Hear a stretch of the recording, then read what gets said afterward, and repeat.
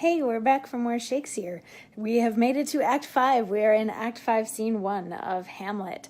And yesterday we found out that Ophelia died. She drowned or threw herself into the lake and drowned herself, something like that. She died one way or the other. So Laertes is now super set on killing Hamlet because he blames Hamlet for both the death of his father and his sister. And Laertes and Claudius have plotted to stage a fencing match between the two of them, wherein Laertes will try his hardest to stab Hamlet with an actual sword that has been dipped in poison, and if that doesn't work, then they're going to give him a cup of something to drink when he gets thirsty that has poison in it, so they really want him done. So now here we are in Act 5, Scene 1, that starts out with a couple of grave diggers digging a grave and talking about whether or not the person being buried in it should actually receive a Christian burial since the person drowned themselves. Gee, I wonder who it could be that they're burying.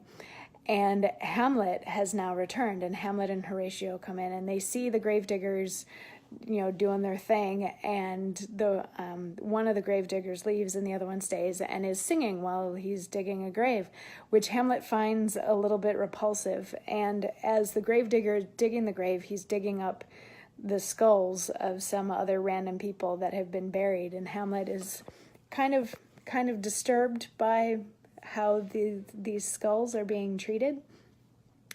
And the gravedigger's singing along, and he chucks up another one, and Hamlet says, "There's another. Why, might not that be the skull of a lawyer? Where be his quillets now, his cases, his tenures, and his tricks?